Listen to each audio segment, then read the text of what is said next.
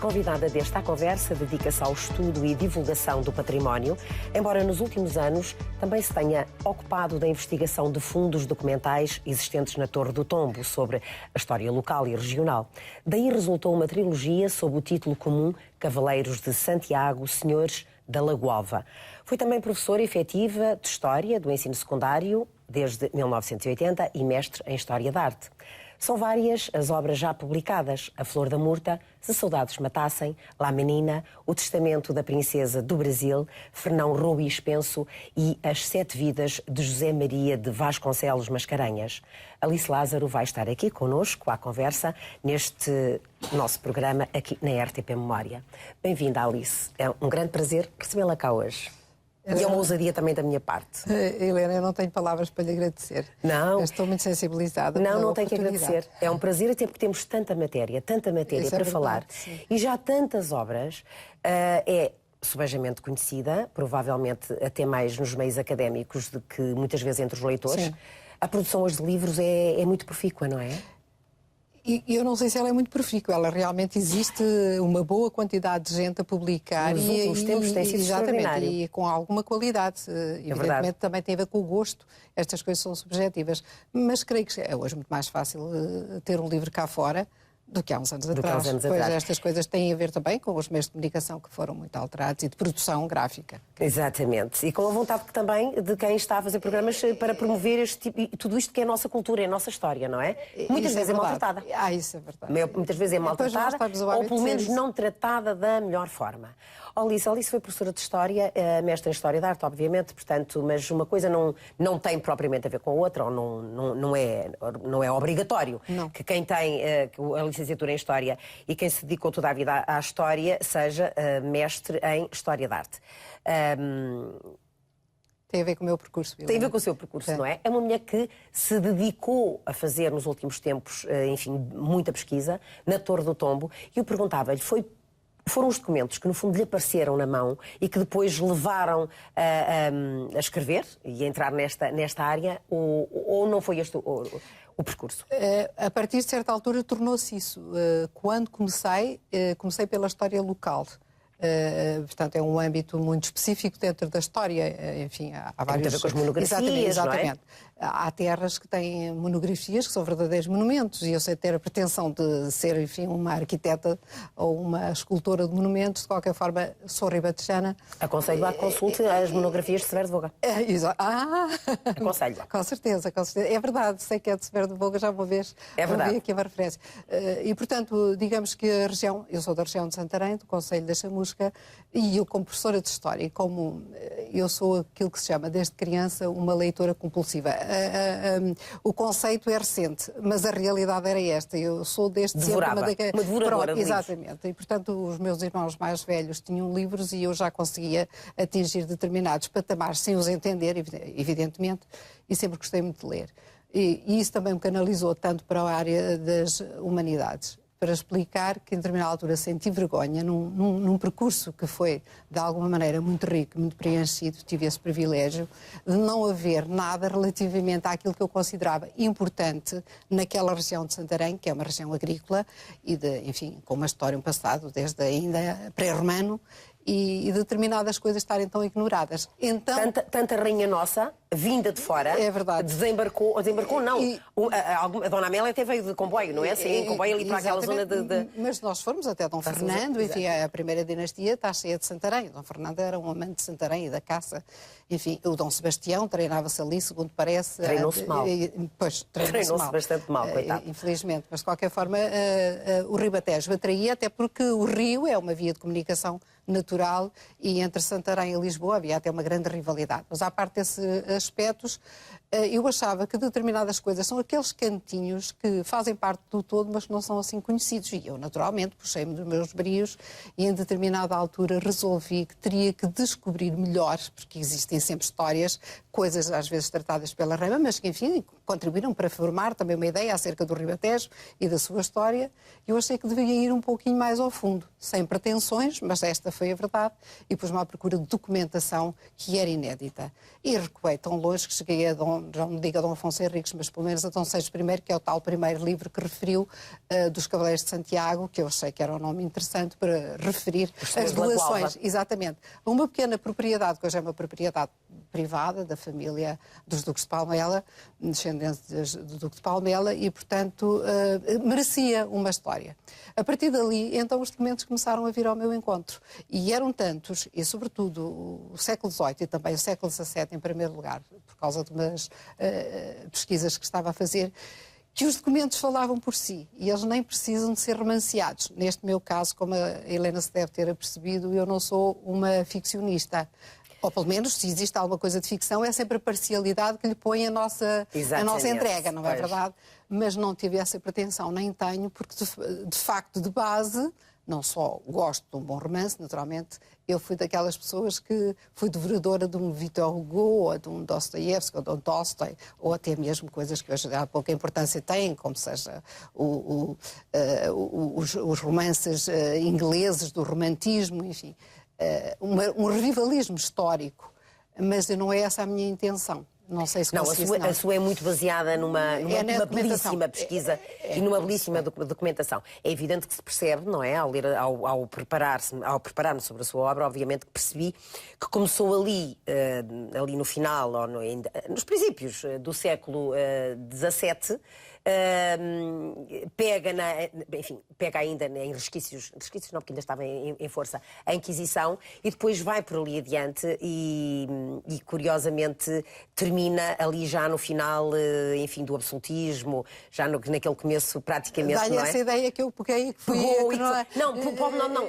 Não é obrigatório que seja cronológico. Não foi. Pode não ser cronológico. Há livros até que foram escritos antes, sabe? Porque depois pode não ser cronológico, mas as coisas vão ficando, sim, não é? Sim, e provavelmente podia estar no século XVIII, não é? Exatamente. E ficar, ou no século XVIII, ou no começo do século XIX, e ficar de facto ali aliás, já no século XIX, porque nós temos aqui inclusivamente as invasões, e temos aqui as invasões francesas, vai até e temos ao estas cabralismo, coisas. Este livro... Até ao liberalismo, e portanto...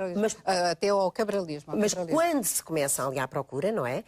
Vai-se guardando coisas que do caminho vêm, espera aí, isto tem muito interesse. Isso é verdade. Depois aí de retomar isto. Não há vida que chegue. Não há vida que chegue. Começamos a ter tanta informação. Devo até dizer-lhe que depois de toda a formação e do meu percurso académico, que é aquele que é oficial, que me conduziu à minha profissionalização e à minha atividade durante 25 anos, isto tudo podiam considerar-se não mestrados, não doutoramentos, mas certamente pós-graduações, porque cada vez são praticamente teses. Exatamente. Acho que os seus trabalhos são praticamente teses. É que a partir de determinada altura a busca documental, que eu sinto vocação verdadeiramente para a investigação. E isso estava guardado, provavelmente por causa dos tais sonhos que foram alimentados na infância a ler Walter Scott, que há bocado não me ocorreu, que hoje pode não ter importância nenhuma, como não têm outros autores, um Rebelo da Silva ou o que seja, pelo mérito que possam ter, que contribuíram para formar uma determinada ideia da história. E eu bebi essas coisas através da minha infância. E depois, quando chego aqui aos documentos e me encontro perante eles, é uma descoberta tão grande que eu vi, afinal de contas, era isto que eu queria. E sou uma admiradora dos meus próprios personagens, que acabo por se tornar personagens que são muito nossos. E defensora até dos pontos de vista, porque isto é praticamente impossível não se aderir a estas vivências. Eu ando assim por muitas épocas. Anda. É verdade. Aliás, a história só pode ser vista assim, não é? É feita... eu sei que não foi assim, e não é assim que a maior parte das pessoas aprendem a história, não é? Aprendem-na muito compartimentada. Mas, na realidade, a história deve ser lida e deve ser feita... Isso é verdade. Não é? Deveria ser feito um trabalho comparado. É verdade. Digamos assim, das épocas, dos países, das Europas, dos Ocidentes, dos Orientes, que tiveram tanta influência, não é? E mesmo a história comparada. E dos comparada... territórios que nós tínhamos, e dos impérios, Exatamente. Nós somos um império. E mesmo a história, que é impossível quase, mas que, no meu ponto de vista, é isso mesmo que é o aliciante. É a história comparada. Isto é, o que está a passar agora e o que estava a passar naquele agora em determinados espaços que são... E que eram determinantes. Exatamente, não é? determinantes. Não é por acaso que nós aqui, daqui a um bocadinho já vamos falar sobre o seu último livro, que eu, aliás, propunha aqui uma passagem cronológica... Sim, se quiser, sim. Não cronológica em termos de trabalho, mas em termos... Na saída. Na saída. E, portanto, aqui, obviamente, quando falamos aqui das invasões francesas, não é por acaso que nós não somos invadidos por qualquer maneira, não é? Exatamente. Somos porque temos um interesse especial, somos porque os ingleses eram muito importantes e, portanto, era importante bloqueá-los e, portanto, este bloqueio continental era fundamental e nós também somos levados aqui por arrasto, aqui com a nossa amiga Espanha, não é? E daqui a um bocadinho já lá vamos falar, porque eu acho que muitas vezes as pessoas não têm nada a noção do que é que foram as invasões francesas. Isso porque é que o Junot veio cá ter, não é? Exatamente. E por onde é que andou primeiro, não é? E porque é que decide vir aqui? E quais foram... E como fundamental foi aqui a derrota, adiantando um pouco a ideia, a derrota dos franceses, para depois, porque Napoleão perdeu em primeiro lugar em Portugal, no território português, portanto foi o Vimeiro e depois... Exatamente. Depois mas é preciso não esquecer que antes disso houve o problema de Trafalgar, não é? Exatamente. De facto, as pessoas muitas vezes não têm essa noção. Até perder na Rússia mais tarde, mas perde em primeiro lugar na Península Ibérica e concretamente em Portugal, o Bussaco. Exatamente. Ora, vamos começar aqui pelos seus livros e eu propunha-lhe qual era aquele que queria falar. Há bocadinho disse-me que tinha aqui um que adorava, que era aqui a Flor de Murta. O retrato. Quer dizer, a obra em si adoro na medida em que, enfim, estou identificada com aquilo que escrevi, mas esse retrato é um retrato muito importante que deu origem ao livro. Conheço a pessoa que possui esse retrato e há alguma polémica acerca dele sobre quem será realmente o autor. Porque, segundo a tese que eu defendo e que penso que é mais, enfim, fidedigna, é uma obra de um pintor que veio para Portugal, que é Duprat, no tempo de Dom João V. E porque esta senhora foi uma das amantes de Dom João V, cujo, enfim... A Luísa Clara de Portugal. A Luísa Clara de Portugal, família dos condes descendente dos Vimioso, Vidigueira, pelo lado do pai, perdão, pelo lado da mãe, e pelo lado do pai é uma Castelo Melhor, é uma senhora Castelo Melhor, e que é das melhores famílias de Portugal na época e que acaba por ter um romance com Dom João V. Tento desfazer de alguma maneira essas ideias também construídas que Dom João V só vivia para mulheres, porque ele viveu para mulheres, mas viveu também para outras coisas. Mas era magnânimo. Era magnânimo. E era também magnânimo, provavelmente até com elas. Parece que ele as tratava muito bem. Exatamente. E escrevia poemas e tudo. Acho que encantadores, não era? O poema, esse que eu coloquei lá atrás, podia ser uma daquelas cançonetas, um vilancico, o que fosse, mas que era próprio até das óperas da época. Aquelas grandes óperas representadas nos jardins. Penso que a Helena tem essas ideias. E que as pessoas acham que... Saraus, não era um bocadinho ao jeito de saraus? Mais do que saraus. Aquilo eram verdadeiras representações que competiam com o teatro. O teatro, porque existia o teatro mesmo enquanto tal, os teatros Mas o Dom João V foi um homem muito ligado às artes, e é por isso mesmo que me parece... Moveu muita cultura. Pois... No seu tempo. Nem vale a pena entrarmos por aí. Exatamente, graças a Deus, nunca mais daqui programa, era vários programas. Mas esse pintor que vem nos primeiros anos dele para Portugal coincide com uma época em que ela também está. Ela era dama da rainha, aliás, a família por tradição sempre era assim. E habitualmente era assim, não é? Habitualmente as amantes dos reis eram sempre aquelas que vinham às aias. Mas ela era realmente uma mulher, parece que extraordinariamente bonita e está muito de acordo com a estética das grandes representações operáticas, porque é a grande ópera, não é a grande ópera barroca, contudo, que se possa imaginar. Aliás, ele introduziu o barroco, não é? O barroco não introduziu, mas teve um grande desenvolvimento. Há uma grande influência italiana. Grande influência, não é? Sim, e o que eu procurei aí mostrar, e Dom João V foi um mecenas, inclusive, da arte romana em Roma. Hoje sabe-se, já há muito tempo, mas que enfim, hoje será mais divulgado, Dom João V, muito do dinheiro era para pagar obras de arte que tinham a ver com as grandes representações, com a Arcádia, com as associações de Árcades, que como sabe, se dedicavam não só à literatura, mas também ao canto, à música, enfim, às grandes reinvenções do prazer de viver. E eu creio que a Luísa Clara é uma autêntica personagem dessas recriações do prazer de viver. E por isso eu, enfim, tive tanto gosto em fazer esse trabalho a partir do retrato dela. Mas apareceu-lhe material? Pois não estava, e ela é considerada assim mais ou menos como uma daquelas figuras que tanto pode ser vista por um lado bonito, mas como também pela aquela áurea negra, não é? Que é as figuras que entram assim, enfim, uma visão um bocado burguesa, entram assim por dentro dos paraísos, não é? E vão estragar o paraíso. Ela iria estragar um paraíso. O paraíso já estaria estragado, mas enfim, ela teria essa mancha, tanto mais que ela era casada. Os paraísos eram sempre estragados, não é? Mas tanto mais... Poucos reis casaram com quem amavam. É verdade. Sim, não é o caso, portanto... com certeza, de Dom João V. Mas não é o caso de ter casado com quem amava. É um casamento, aliás, tinha tido outros amores, de quem eu falo, de uma filha do Conde de Cascais, do Marquês de Cascais. Marquês de Cascais. Aqui a Luísa Clara, como eu estava a dizer, estava mesmo preparada para romper com aquele paraíso, tanto mais que ela era casada. Ela casou muito jovem, tinha que ser, e eu tento desvendar e pôr um pouco de verdade, dar-lhe pelo menos um pouco de, mais do que de ser verosímil, tornar mesmo credível o facto de ela ter tido, vá lá, há incursões, há uma aproximação do rei a ela ou ela ao rei, dentro daquele mundo palaciano, mas depois há uma saída para casar, porque a família de alguma maneira também protege o seu nome. Eram pessoas que realmente estavam bem colocadas na corte, nos lugares de hierarquia, não é? Tanto a nível militar, como enfim os seus próprios títulos. O avô dela era o Conde de Castelo Melhor, que é o homem realmente poderosíssimo no tempo de Dom Afonso VI, e com ele acaba por sofrer as consequências do próprio desterro, mas regressa no tempo de Dom João V. Às vezes as pessoas não sabem isso, mas Dom João V, mais uma vez magnânimo, deixa regressar o Conde de Castelo Melhor. E ela é uma neta do Conde de Castelo Melhor, portanto não é uma pessoa qualquer, não a podemos tratar de qualquer maneira. E é casada, mas ao fim acaba por ter, suponho eu, uma recaída nessa reaproximação ao rei, ou o rei a ela, e acaba por ter uma filha. E é isso que é sobretudo no século XIX, que os nossos historiadores do século XIX trataram muito mal Dom João V. Tudo aquilo que fosse absolutismo, como naturalmente era de esperar, não é? Obviamente. E então há ali uma rasoeira, passa-se por ali e é tudo igual. E as coisas não são todas iguais. Mas também nesse aspecto... Nem são todas tão lineares assim, não é? A historiografia tem feito muito em desbravar determinadas zonas nos escuras. Últimos tempos. Sim. Tem tido mais essa preocupação, não é? Mesmo em termos académicos, porque o mundo académico é um mundo académico. E eu não tenho essa pretensão. Aliás, faço até gosto de dizer, eu não estou no mundo académico, não por não gostar do mundo académico, mas por ter a minha liberdade de escrever os livros de acordo com a documentação que eu conheço e que acho que devo divulgar. Devo divulgar, é uma imposição de alguém que viveu para a educação e continua a ser uma pedagoga e naturalmente uma chata, porque a pedagogia tem sempre destas coisas. Não, o que eu acho é que ultimamente, e acho que ao longo da história, a maior parte das mulheres a maior parte delas foram um bocadinho maltratadas.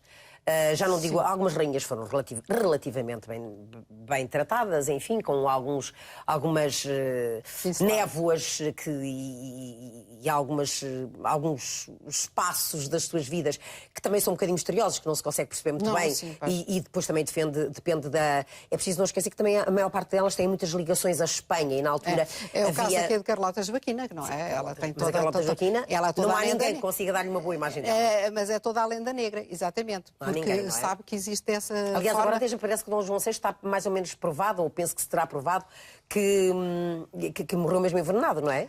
Pois, há essa tese. Eu não vou tão longe, nem sei se foi a Carlota Joaquina que foi a autora da ideia, se ela por acaso foi verdadeira.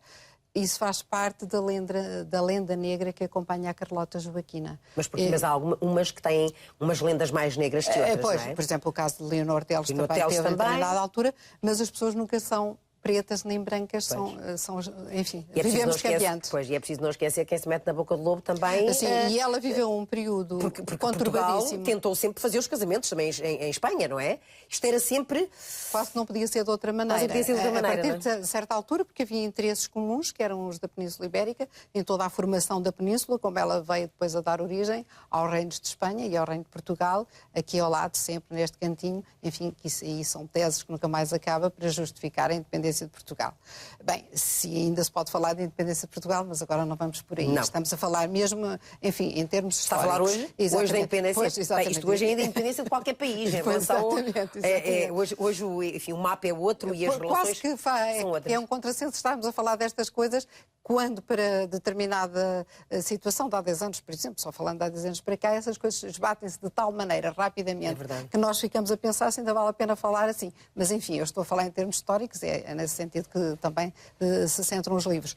E depois, a partir de certa altura, era também importante, porque o facto de ter havido uma cisão dentro digamos, do cristianismo europeu, não é?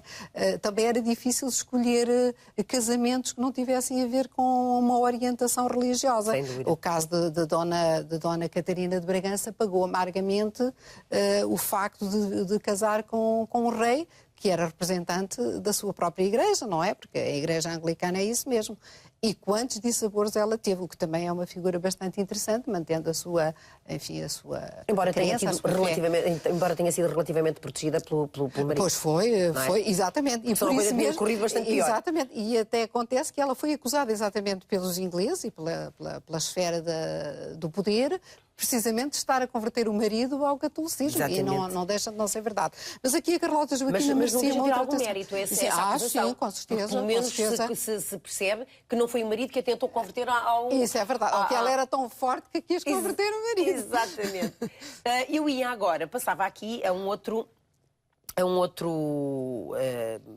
Este aqui é interessante, já lá vamos, porque eu acho que e depois estes que têm a ver com a Dona Carlota Joaquina, enfim, estamos aqui a falar do mesmo... Eles vêm na sequência, vêm na sequência, não é? Depois mas há aqui um que não sei se trouxe, o Fernão Ruiz...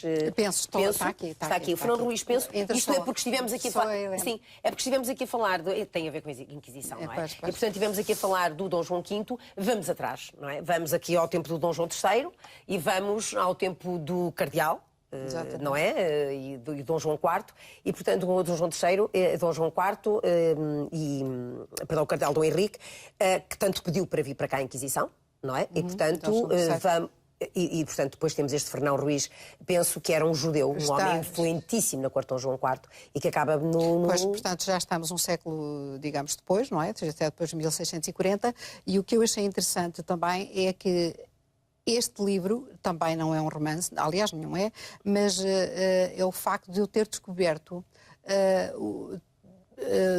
e de trazer a lume e, portanto, ter conseguido publicar uma memória que ele escreveu aos inquisidores enquanto lá esteve. E é a partir dessa memória inédita... Aliás, como todos eram convidados a fazê-lo antes de morrer.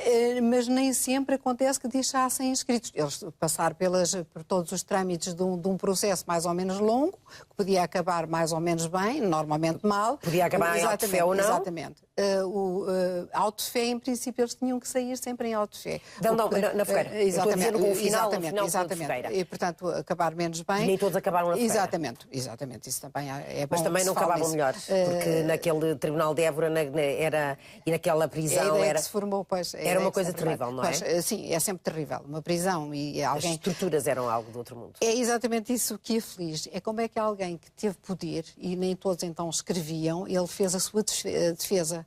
Apresentou em determinada altura, pelo tempo em que lá estava, os julgamentos também não eram assim tão tardios. Ele acontece que esteve mais tempo do que seria normal, ele e outros como ele, porque teve a ver com o momento próprio da situação portuguesa. Depois da independência houve aqui uma fase de sé vacante, portanto não há uma relação normal com a Santa Sé, na medida em que há uma substituição de reis, enfim. E depois há... Houve ali um período mais pacato, digamos assim, no tempo de Dom João IV, não é? A seguir à independência. Exatamente, pretendeu-se. E aqui também parece que fica claro. Sim, exatamente, porque ele serve-se de dinheiro, ou os judeus se serviram dele, precisamente, não só tendo em vista os seus próprios interesses, como é normal, mas ele também teve interesse nisso, porque era necessário dinheiro. O país tornou-se independente e não tinha nada. É evidente. E então estes... Os cristãos novos contribuíram muito, não é? Muitíssimo. Ele é um deles. E é o volte-face da situação política no tempo de Dom Afonso VI, que acaba por perder, enfim, a coroa a favor do irmão Dom Pedro II. Exatamente, portanto, o que se pode considerar em determinada altura até um golpe palaciano, não chega a ser uma guerra aberta. É preciso não esquecer quem sobe ao trono a seguir a Dom João VI é Dom João IV, é Afonso VI, irmão. João IV, Afonso VI é filho. Pedro II, é Pedro II, está a pensar em Dom Pedro II. Dom Pedro II é que acaba por ficar com o trono e com a mulher. de Dom Afonso VI. Exatamente. E este homem é apanhado nessas malhas. Ele tinha sido um homem que tinha estado ao lado de Dom João IV, mostra-se aí até pelo seu testemunho pessoal quão perto ele tinha estado, mas não foi o único. E como depois as coisas se vão apertar, a malha, enfim, é muito densa, muito complexa a situação política, e Dom Pedro II tem uma outra postura, também por interesses, mas, digamos, mais anti-judaicos, é um volte-face. E o documento que eu li mostra as etapas enquanto ele esteve próximo e quando ele se sente afastado. E aqui é tenebroso, é como é que alguém que teve poder de repente fica completamente coertado da realidade à sua volta e fica mesmo naquele labirinto. É um labirinto. Fosse a Inquisição, fosse outra prisão, fosse nos dias de hoje, tivesse sido no tempo de Dom Afonso Henriques, alguém que teve poder e deixa de ter poder. Como é que se situa nesta malha? Hoje em dia ainda temos casos desses, não é? Exatamente. Se olharmos bem o nosso tempo, também olhamos e vemos algumas pessoas se caírem em desgraça, não é? É cair em desgraça. E as pessoas têm muito pouca memória, não é? Exatamente. E é aqui que está o drama deste homem, a minha memória da Inquisição. Acaba condenado sem ir à fogueira, teve sorte, mas já era bastante velho, mas a família ficou completamente arruinada.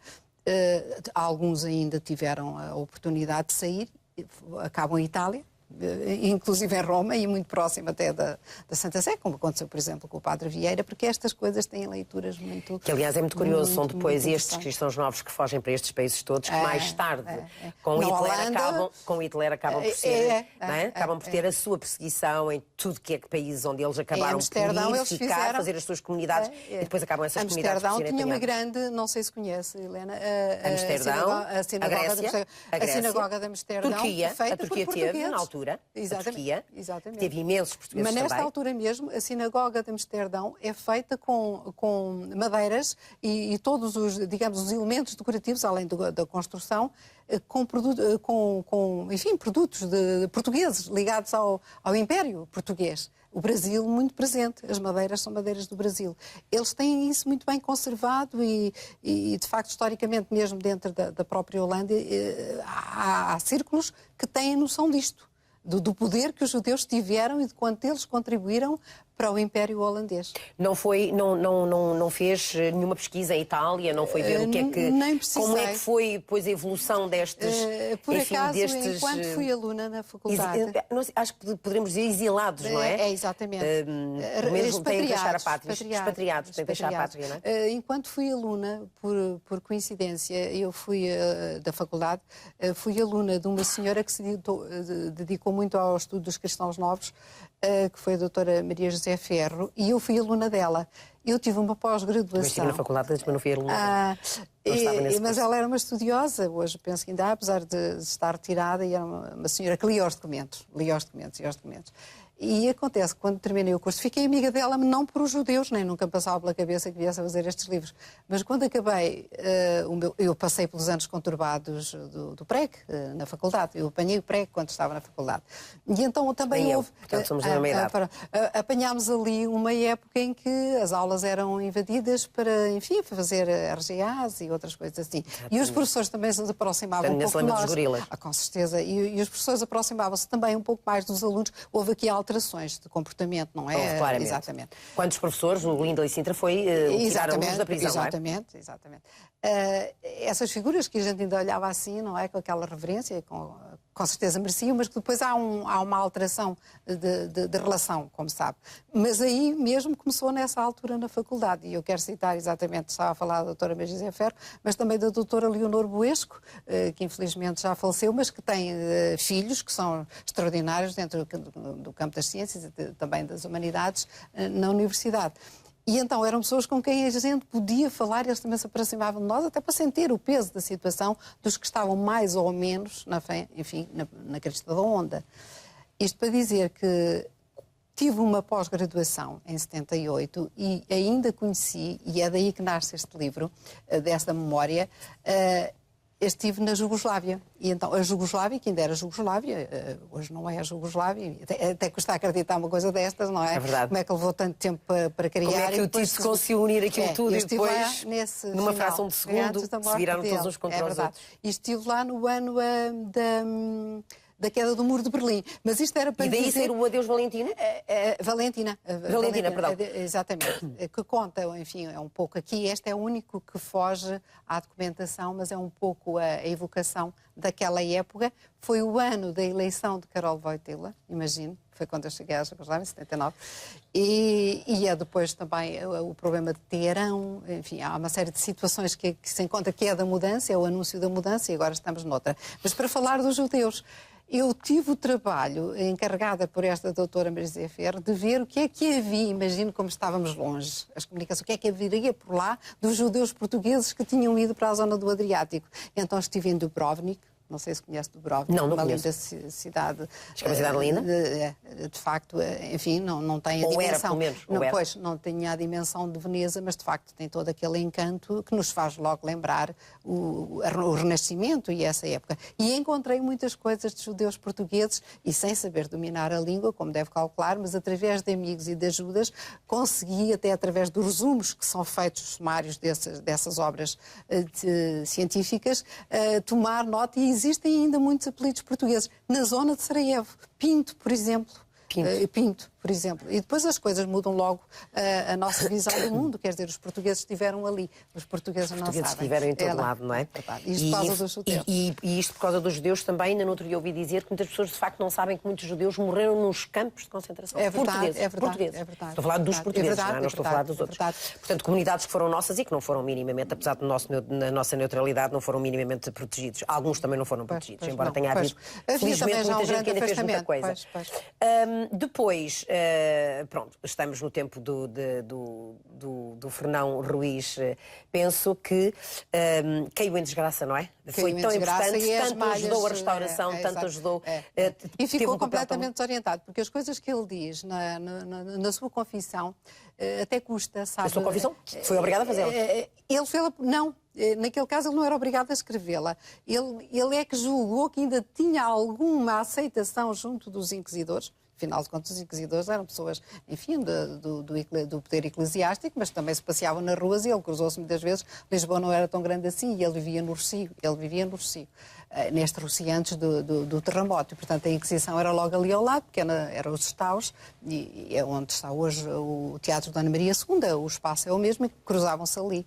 E eles faziam uma vida muitas vezes dupla. Eles não eram completamente judeus, digamos, de uma prática continuada, mas judaizavam, isso é um facto, não é? Mas, apesar disso, favoreciam muito a Igreja. Davam imensas esmolas. Então, essa descrever de situações que o quer tornar credível aos olhos dos seus juízes e algozes, e ele pensa que ainda tem algum ascendente sobre eles. E é por isso que a pessoa depois aí perde todo o sentido da vida e da liberdade, faz às vezes as pessoas perderem completamente a noção dessa dignidade que deveria manter, e do poder que tinha cá fora, porque podia-se...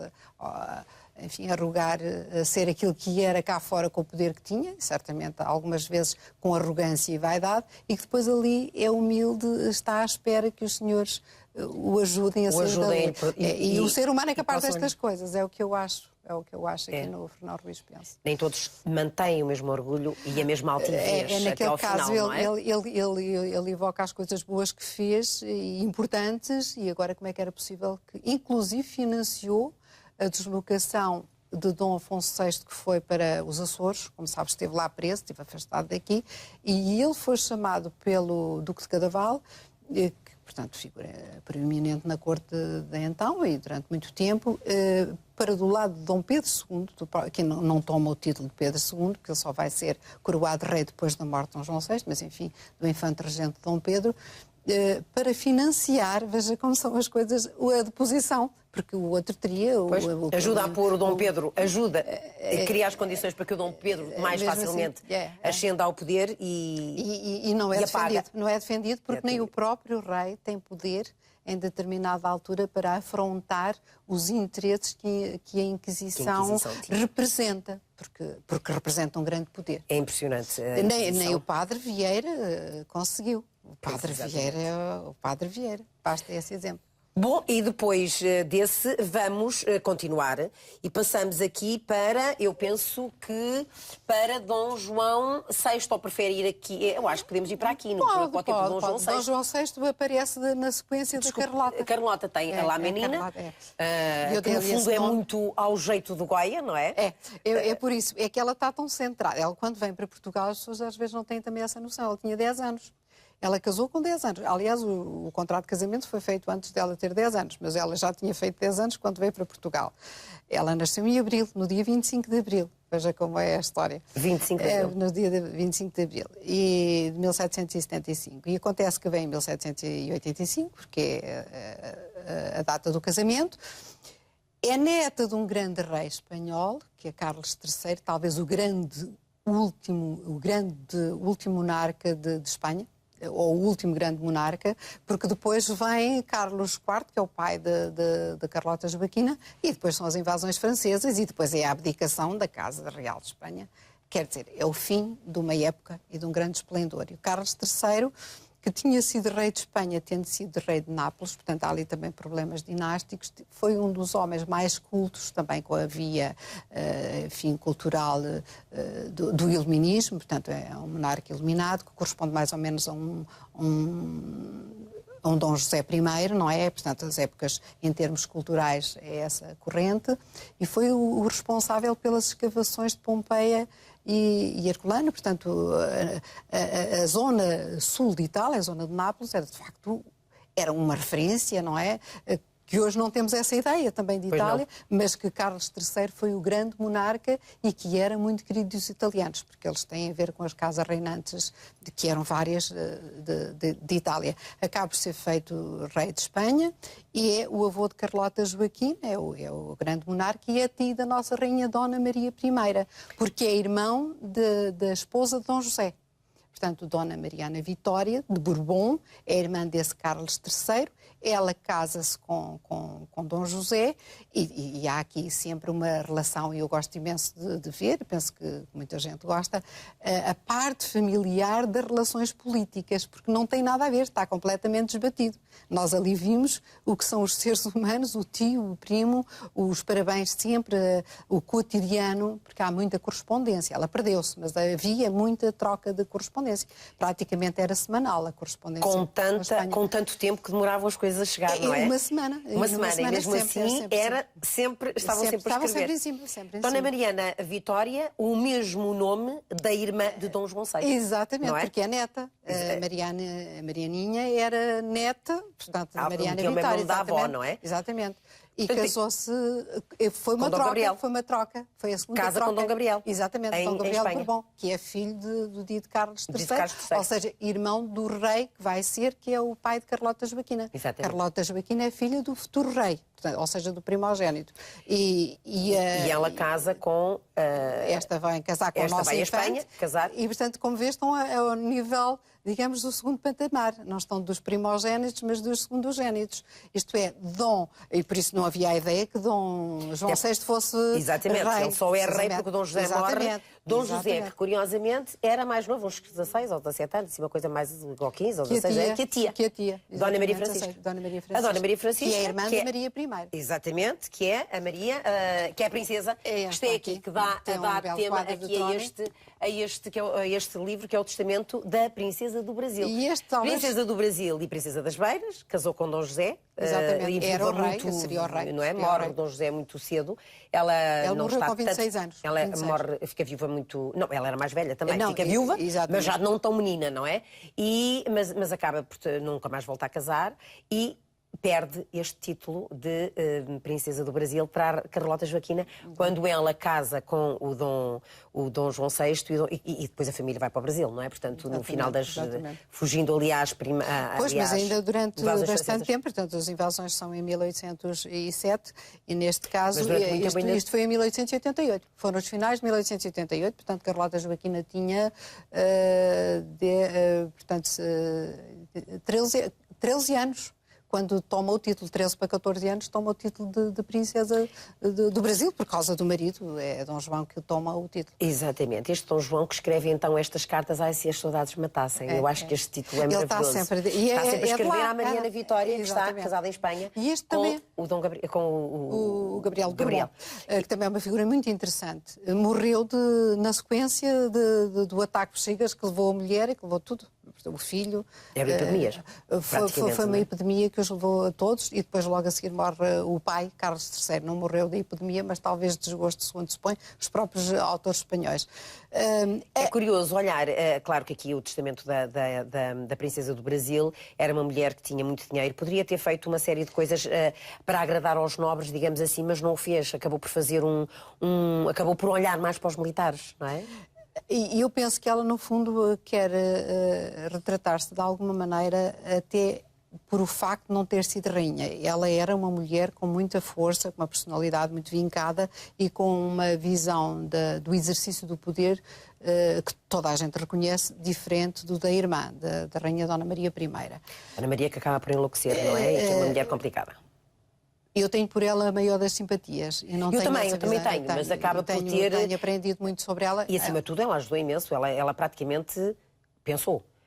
Digo eu, que ia moldar a Carlota Joaquina. Sim, ela tornou-se não numa mãe, mas numa avó. E se talvez não tivesse tido o problema de saúde que teve, talvez tivesse sido maior a influência sobre Carlota Joaquina, porque a Carlota Joaquina gostava mesmo dela. Tinha uma com criança ela que vem para uma corte estrangeira. Exatamente. É preciso dizer que ela está ali rodeada de gente, as cartas revelam chegou bem. Chegou com 10 anos, não é? Uma menina que vem casar com 10 anos. E caprichosa, mas ela é caprichosa já em Espanha. Mas como não são todas as meninas caprichosas, não é? E mais com o poder que ela tinha, que depois, enfim, ela tomou consciência, eu estava a falar do avô dela, é que ela não era uma neta qualquer, era a neta de Carlos III.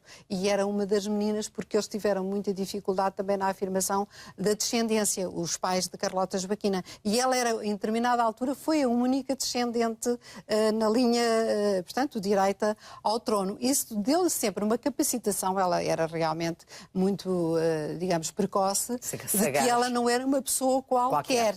E depois teve a circunstância de não ser uma pessoa qualquer. E se não tivessem sido as invasões francesas, provavelmente nós não tínhamos criado da Carlota Joaquina a ideia com que ficámos, porque ela tinha exercido o poder com uma grande força. E aí também é uma questão de mentalidades. Há aqui, de facto, um grande contraste que se mostra bem na atitude depois de Dom João VI tem perante a Constituição e que teve a Carlota Joaquina. Ela nunca podia assinar a Constituição porque ela viveu numa corte absolutista com todas as características do despotismo iluminado. Mas, para todos os efeitos, Dom João VI também, no fundo, com ele terminou o absolutismo. Mas é com ele termina e com ela não. Ela nunca assinou a Constituição. Assinaria, pois. Exatamente. Mas é exatamente a reivindicação de um passado muito presente, de uma educação que ela recebeu com muita força e de uma personalidade também bastante forte. O que não significa que ela fosse uma má mulher ou uma má criatura, uma megera, porque isso aí já é a política e é o século XIX e os escritores do século XIX a falar sobre ela.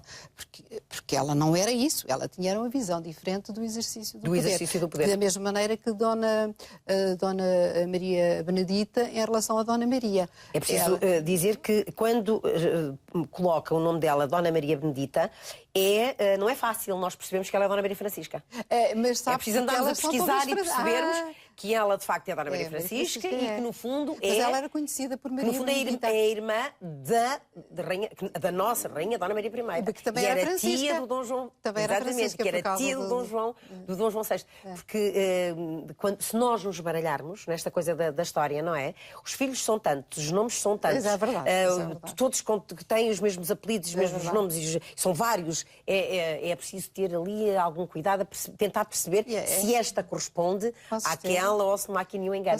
O Dom João VI, nestas cartas que escreve, portanto, ai se as saudades matassem, eu acho que é muito curioso esse livro, porque está ali todo aberto, todo exposto, não é? A relação que tinha com a irmã, com a Mariana Vitória, era muito próxima e, portanto, ali temos o homem sob todas as suas facetas. Eu acho que sim.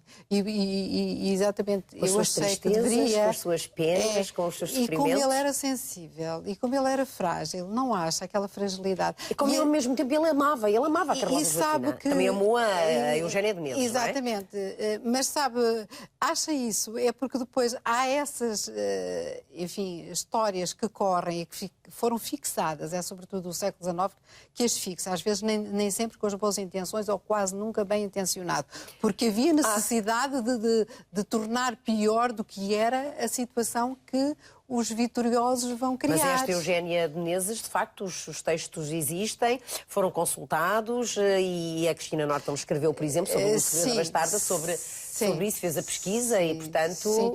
Não vou por aí, não é o meu percurso. Não é o seu percurso. O meu percurso é de um Dom João VI que se mantém sem mulher até consumar o matrimónio com Carlota Joaquina e tinha não, mas é muito mais tarde, é no tempo da Carlota Joaquina, não é? Eu sei, e exatamente, que vai para o Brasil outro, e que é não, outro Dom João VI.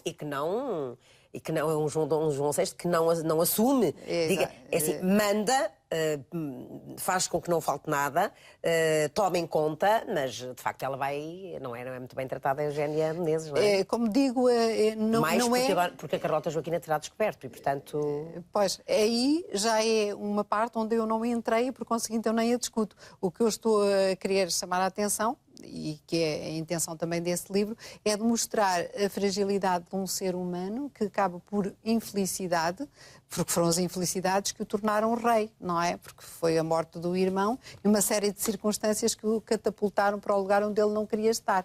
Nem tinha tão pouco sido preparado, não é? Ele também estava, ao contrário do que se supõe, ele teve os mesmos mestres que teve o irmão. O que acontece é que havia no irmão, logo à partida, uma formação e uma apetência, exatamente, e que não havia para o filho segundo. Ele era apenas o príncipe, ou seja, o infante da Casa do Infantado, que era um grande poder dentro de Portugal, e com essas rendas ele poderia viver perfeitamente, mas despreocupado do exercício do poder, nunca se podendo, no entanto, demarcar completamente, na medida em que faz parte da esfera, enfim, do pequeno círculo da corte. Mas é essa criatura muito frágil que nos mostra também, e eu acho, é um pré-romântico, porque a maneira como escreve parece, enfim, denota tanto sentimento que esbate-se completamente a ideia de que estamos perante de uma pessoa de poder, mas sim perante um ser humano que tem saudades, que tem tristeza e que eu acho que é muito português. Depois mas eu aconselho muito, estas cartas são interessantíssimas. É isso mesmo que eu estava a dizer. Porque acho que realmente é tão curioso esta relação entre os dois irmãos, não é? E abrir-se. E como eles estavam longe do príncipe, não é? como eles falam do príncipe. O nosso mano príncipe. Ele sempre é o nosso mano príncipe. Este respeito, esta hierarquia, não é fácil às vezes. Esta relação se essa, porque depois acaba por a Mariana Vitória acaba por falecer. Morreu precisamente, foi o ano fatídico e que tem muito a ver, com certeza, com o problema de saúde de Dona Maria, com as suas próprias fragilidades, que foram muito acentuadas. É 1788, aconteceu tudo. Tudo. Depois temos esta sua última obra. Que saiu agora. Por acaso já começa a ser a penúltima, porque vai sair outra. Vai sair. Mas esta aqui, As Sete Vidas de José Maria de Vasconcelos Mascarenhas, um estudante de Coimbra, um homem que faz tudo. Poderia chamar o homem dos sete ofícios, não é? E que passa por estas revoluções todas, nomeadamente as revoluções francesas, não é? Eu não sei que ideia que a Helena formou, penso que dá alguma coisa que terá lido, que ideia que formou desse personagem, mas eu creio que ele poderia ser considerado, apesar de ser também de um patamar social diferente, ele não é propriamente um pé descalço. Embora siga que ele também era lavrador, mas esse lavrador fica sempre bem. Exatamente, mas ele nasce logo dentro de um patamar de fidalguia de província, pronto. E faz o seu percurso e teria feito com certeza outra vida se não tivesse sido as invasões. Mas foi juiz, presidente da Câmara, estava vocacionado para isso. Ele foi fazendo fez a sua formação, foi bacharel, tinha a sua carreira. Mas o que é interessante nele e que nos mostra é, no fundo, o português à deriva, não sem perder o norte, porque ele não perde o norte, não é esse sentido, mas à deriva com tantos embates que as pessoas têm a impressão também não estão muito bem apercebidas do que é as invasões francesas e a sequência de acontecimentos que vão até meado do século XIX. É que são 50 anos. São 50 anos. É que esses 50... São 3 invasões. Eu acho que as pessoas não têm muito bem a noção de que as invasões francesas foram 3 invasões. Não é? Cada uma pior que a outra. Cada uma pior que a outra. E que tivemos, de facto, ali ele o Wesley... Ele esteve no Cerco do Porto. Este senhor é o do Cerco do Porto. Porque a primeira ainda foi uma invasão, digamos, muito... Adjunou. Exato. Em sui generis. Porque ainda houve uma tentativa, aliás, ele ainda há a intenção de se fazer rei, essas coisas todas, ainda passa assim um bocadinho, até porque ele tinha conhecimento de Portugal. As propriedades, não é? E os bens que ele... Também se foi a senhora... Bom, foi qualquer coisa terrível. Ao longo do tempo todo, ele é mas apanhado... o Wesley fez a mesma coisa. Sim. Por isso depois cria uma reação que é antifrancesa, não é? No fundo, a justificação para fazer 1820 é correr com os ingleses, não é? Porque os ingleses já estavam muito feitos e havia toda uma literatura panfletária, folhinhas volantes, que se perderam naturalmente, mas que há informação, que era exatamente contestatária com os ingleses, não é? Mas, no entanto, e essa porque é a nossa tradição, a nossa sorte, o nosso destino, como quer que seja, a nossa vocação estratégica, que em determinada altura é atlântica sempre, para nos resguardarmos do continente, ela era sempre, desde sempre, com a Inglaterra. E a Inglaterra, de certa maneira, não deixou de tirar partido disso. O máximo possível. Jogou sempre bem, não é? Sim, de qualquer maneira, quando tivemos aqui os britânicos já instalados aqui na parte final, de facto, e quando os franceses e quando os espanhóis já pedem também a ajuda dos britânicos, porque há uma altura em que também já pedem houve muito engano, houve muito equívoco com aquela situação da entrada dos franceses. Porque, por um lado, há uma elite formada ou com apetência, mesmo dentro da esfera do poder. É o caso, por exemplo, de Dona Maria Francisca, muito antes de Napoleão, mas numa apetência iluminista, despótica, etc., no bom sentido, no sentido da mudança do exercício do poder, ainda antes do liberalismo. Há elites formadas, tanto em Portugal como no resto da Europa, naturalmente, também em Espanha, e depois a entrada até quase bem vista, porque é a libertação. E nós estamos a ver muito próximas, em determinadas fases da história, há momentos de libertação. Há apetência para a mudança, mesmo que ela seja muito terrível, como foi as consequências. Mas depois houve um volte-face. Nem só o Napoleão não foi capaz, provavelmente, de garantir, digamos, uma situação de mãos limpas, para usar de outra maneira, porque existe depois uma grande promiscuidade, inclusive da família de Napoleão, que é colocada à frente, como sabe, das várias monarquias, portanto, assumem o poder. Quer dizer, forma-se aqui uma rede, um autêntico família imperial. Família imperial. E que, de alguma maneira, vem contradizer todas as ideias de que eles sentiam imbuídos, não é verdade? É verdade.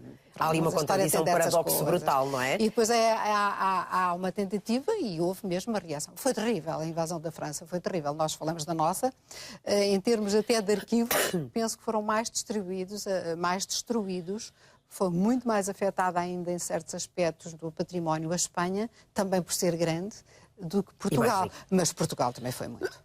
Fizeram-se coisas atrozes. E esse homem, no fundo, é o retrato disso. De primeiro voluntarioso, é o corpo académico, de voluntários, que nem tinham farda, conformar a sua farda, vão defender dia e de noite, fazer as suas barricadas. Onde é que nós já vimos isto, não é? Onde é que e depois, exatamente. A Revolução Francesa foi exatamente da mesma forma, não é? Aliás, em todas as revoluções. Mas sempre aqueles generosos, não é? Mas ele aqui é os generosos na defesa da pátria, do príncipe, por amor ao príncipe, que ainda era o príncipe. Vão e passam por coisas, enfim, num curto espaço de tempo, porque afinal não se pode prolongar tanto no tempo, mas que acabou por ser muito intenso. Ele está no Porto. Há um general com quem os soldados estão muito próximos, que é o Trent.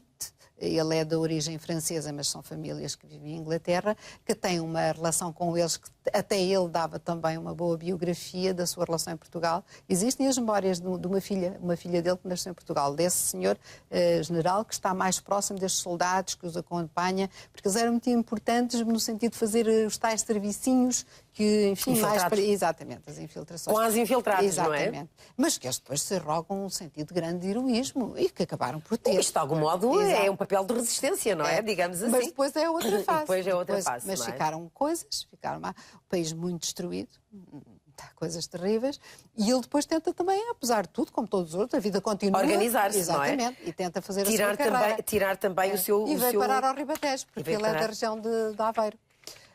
vai parar ao Ribatejo e então acaba por ser o primeiro presidente, não com esse nome, porque não era assim, portanto há designações e há uma hierarquia que se altera depois com a reforma de Mouzinho da Silveira, não é? Mesmo em termos de administração do país. Do território. E, portanto, há nomes que mudam, mas digamos que ele é o primeiro presidente liberal de Santarém, porque estava lá no exercício do poder quando comunicou, enfim, às populações que tinha havido uma revolução. Imagina como é que se fazem as coisas, que tinha vindo do Porto. Aliás, é curioso, são curiosos os discursos da época, não é? Meu Deus. Os discursos feitos à população. Os dele, que ele acaba por, depois de todas as etapas que vai vencendo, ser deputado, é numa fase já muito dramática do pós-setembrismo.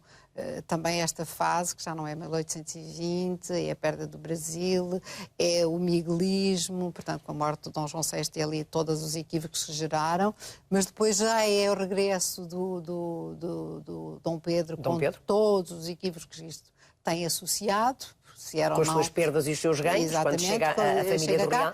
E depois é o período que vai de 34 a 36, que é terrível.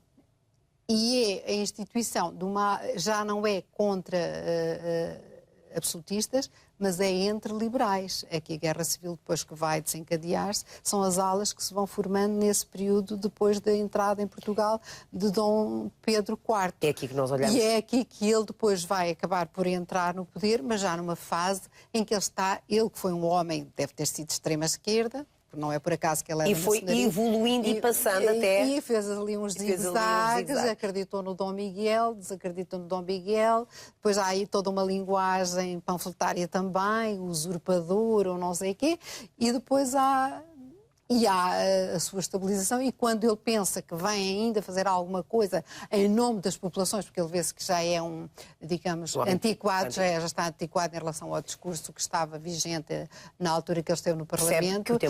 O tempo passou e ele acaba por ir desiludido e acaba por morrer logo de seguida. Mas ele é bem o exemplo, na minha opinião, de quanta esperança, de quanta expectativa, quantas boas ideias e quanta decepção. E de quanto a condição humana também é possível. Exatamente, é contingente. É contingente. E é disto que é feita a história. É assim, senhora. São as 7 vidas de José Maria de Vasconcelos Mascarenhas. É um livro muito curioso, onde está, mais uma vez, a nossa história contextualizada e depois também o que nós somos. Não é? E o que vamos sendo ao longo dos tempos. E mantém-se às vezes até uma linha de coerência. Se virmos no Dom João VI aquelas saudades, ele também fala nas saudades. Mas e na sina. É preciso não esquecer que a sina, o destino, a estrela, as saudades fazem parte de nós também. Fazem parte do discurso português. Há sempre alguma coisa de português, até é também a nossa esperança. Também a nossa esperança. Alice, eu gostava imenso de nós continuarmos bastante mais. Não será a última vez que nos vamos encontrar, com certeza. Mas creio que não. Disse que já tinha mais um livro para sair. Está para sair dentro de 2 semanas. Que se chamará? Podemos saber já? E é sobre... E eu não queria revelar o título, mas vou dizer-lhe que é sobre umas cartas dirigidas pela abadesa do Convento da Estrela à Rainha Dona Maria I, e é, portanto, a influência que essa senhora exerceu e o culto do Sagrado Coração de Jesus, que entrou em Portugal. Não sei se sabia isso, e a Dona Maria I, no fundo, a fundadora do primeiro monumento em termos europeus. Portanto, mais uma vez, continuamos aqui no tempo de Dom João VI, Dona Maria I, nesta corte e neste tempo. Alice, muito obrigada por ter vindo aqui partilhar enfim, toda esta panóplia de conhecimentos e este período, aliás, tantos períodos ricos da nossa história, alguns mais conturbados que outros. Eu espero que não tenha sido uma seca. Foi muito curioso, porque foi a gente muito interessante a falar destas e conhecê-la aqui um bocadinho de perto. Alice, mas a oportunidade foi muito boa e agradeço-lhe muito obrigada. Até ao seu próximo livro. Muito obrigada, Helena. Estivemos com Alice Lázaro, uma historiadora, uma mulher de pesquisa que nos trouxe aqui muito da história portuguesa. Esperamos por si para o próximo À Conversa.